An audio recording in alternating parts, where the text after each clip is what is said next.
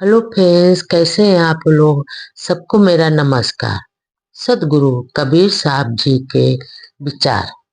यही विधि कहो कहा नहीं माना, मारग माई पसारिन ताना। राति दिवस मिली जो ऋण तागा, ओटत कातत भरम ना भागा। भर मई सब जगह रहा समाये, भरम छोड़ी कतौ नाही जाए। परय ना पूरी दिनों दिन छीना, तहाँ जाए जहाँ अंग विहूना। जो मते आदि अंत चली आए, सो मत सब उन्हें प्रकट सुनाए। सदगुरु कबीरदास जी कहते हैं कि समझाता रहता हूँ मैं, परंतु लोग बात मेरी नहीं मानते हैं। संसार के लोग अपने मार्ग में भ्रमपूर्ण वाणियों का जाल फैलाते रहते हैं और रात दिन शास्त्रों का खूब अध्ययन मनन करते रहते हैं, परंतु मन का भ्रम नहीं जा पाता। सबके मन में भ्रम समाया रहता है हमेशा कि हमारा सुख बाहर है। अतः इसी भ्रम में लोग उलझे रहते हैं हमेशा, और इससे अलग सोचते ही नहीं है। इसलिए मानव को शांति नहीं मिलती है। उसका मन दिनों दिन खिन्न होता रहता है और अंत आदमी निराशा ही की चरम सीमा पर पहुंचकर असहाय सा हो जाता है। सुख के लिए भागते भागते जीव का परिणाम शून्य हो जाता है। नाना मतों के गुरु ने मानव को पूरा काल से ही नहीं यही बतलाया है कि मनुष्य का प्राप्त परमात्मा मोक्ष अनंत सुख उससे अलग कहीं बाहर है, और यही सबसे बड़ा मनुष्य का लोगों का भ्रम है। यह संदेशा फुरक मनेहू ली हेनु शीस चढ़ाए, संतोष संतोष सुख है रहू तो हृदय जुड़ाए। सतगुरु कबीरदास जी कहते हैं, यहाँ पर लोगों ने उपयुक्त भ्रांत उपदेशों को ही सही मान लिया है और सिरोधार कर लिया है, यानी अपने सर पर सिर धारण कर लिया और मान लिया है कि इसी में फल है, इसी में सारा सुख है। जबकि स्वरूप संतोष एवं आत्म संतोष में ही सच्चा सुख है। परमात्मा मोक्ष परमानंद सब आत्म स्थिति में ही है, और अगर आत्म तृप्त हो जाओगे तो तुम्हारा हृदय शीतल और पवित्र हो जाएगा। जिन है कलमा काली माही पढ़ाया, कुदरत खोज तिन्हू नहीं पाया। कर्म मत कर्म करे करतूता, वेद की तेव भय सब रीता।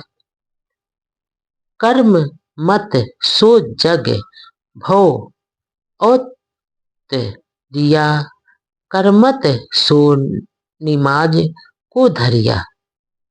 कर्मत सुन्नति और जनेऊ, हिंदू तुरक न जाने भेऊ। सतगुरु कहते हैं कि जिन हजरत मोहम्मद तथा उनके अनुयायियों ने लोगों को कलमा पढ़ा कर उन्हें मुसलमान बनाया है, वे भी विश्व प्रकृति की वास्तविकता को नहीं समझ सके, आज तक नहीं समझ सके। अगर समझ गए होते तो इस अनादि अनंत विश्व सत्ता को समझने की एकमात्र कुंजी कुरान या इस्लाम को ही नहीं मानते। हिंदू और मुसलमान अपने अपने कर्म कांडों के वश से केवल कर्म प्रपंच में हमेशा उलझे रहते हैं। इनके लिए स्वरूप ज्ञान एवं आत्मज्ञान के संबंध में वेद और कुरान खाली ही खाली पड़े रहते हैं। कर्म वासना बस जीव संसार में देह धारण करता रहता है। अपनी आत्मा की परख न करके नमाज के नाम पर शून्य में अल्लाह अल्लाह पुकारना केवल ढोंग ही है। मुसलमान पेशाब इंद्रिय की खाल काटते रहते और हिंदू जनेऊ पहनते रहते, अर्थात दोनों ही धर्म वास्तविकता से बहुत दूर है और यह भी नहीं समझते कि मानवता और आत्मज्ञान के लिए किसी भी कर्मकांड प्रपंच की जरूरत नहीं है। तात्पर्य यह है कि आत्मज्ञान के बिना सब बेकार है। पानी पवन सजोए के रचिया या उत्पात, सुनई सुरत समोय के कासो कहिए जात।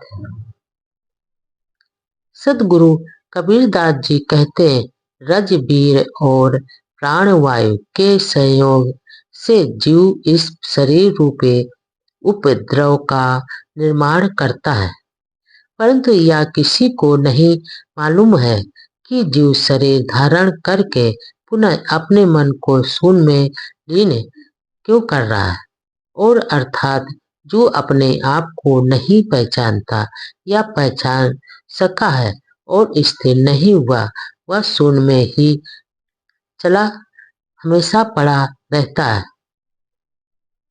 आदम आदि सुध नाई पाई, मामा हवा कहाँ ते आई। तब नाई होते तुरक और हिंदू, माय के रुधिर पिता के बिंदु।